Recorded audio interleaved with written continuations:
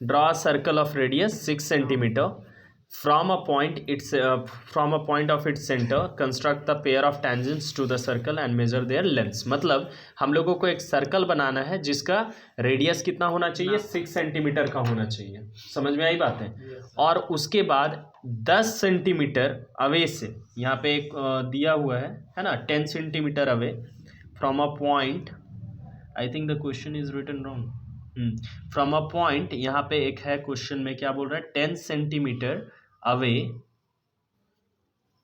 From its centre. ये छूट गया है. ठीक है, फ्रॉम इट्स सेंटर मतलब उसके सेंटर से 10 सेंटीमीटर की दूरी पे हम लोगों को एक पॉइंट लेना है, पॉइंट पी, और इससे दो टैंजेंट बनाने हैं. अब टैंजेंट इस सर्कल के किस पॉइंट पे आएगा, तो ऐसा नहीं कि स्केल से ऐसे मिला दिए ऐसे मिला दिए, ये नहीं. आप लोग एक थ्योरम पढ़े थे जिसमें रेडियस अगर हम बना लेते हैं तो रेडियस पे जो 90 डिग्री का एंगल बनाएंगे तो वो 90 डिग्री का एंगल जो है इस तरीके से जो पॉइंट पे इंटरसेक्ट करेगा वो हमारा टेंजेंट होता है. तो यहाँ 90 बनेगा तभी ये टेंजेंट पॉसिबल है.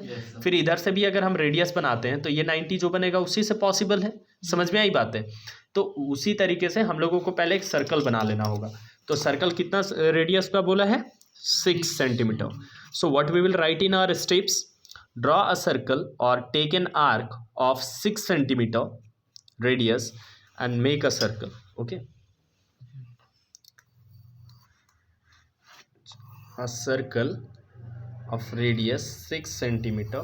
We have drawn a circle. Now after that we need to take 10 centimeter away from the center. Centre से 10 सेंटीमीटर की दूरी पे हमें एक पॉइंट ले लेना है. we will just measure it with the help of scale. ये रहा 10 सेंटीमीटर यहाँ पे हमारा. ठीक है, मार्क कर लिए. एक लाइन आप ले लो. दिस लाइन सेगमेंट,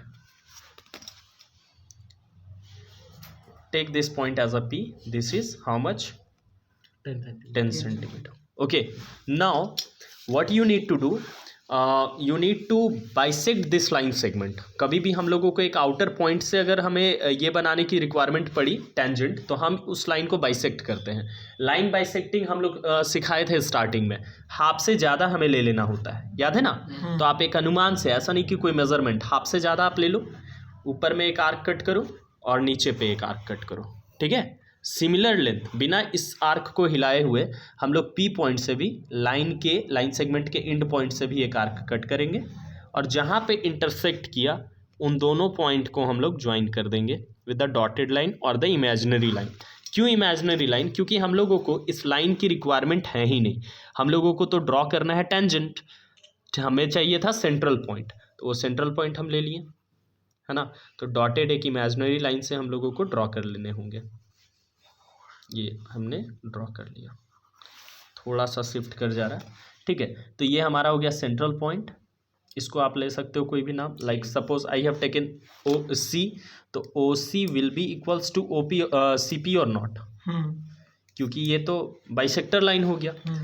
अब हम उस सेंट्रल पॉइंट से आर्क लेकर के सी ओ एज अ रेडियस या फिर C P as a radius हम एक क्या बना लेंगे, सर्कल बना लेंगे.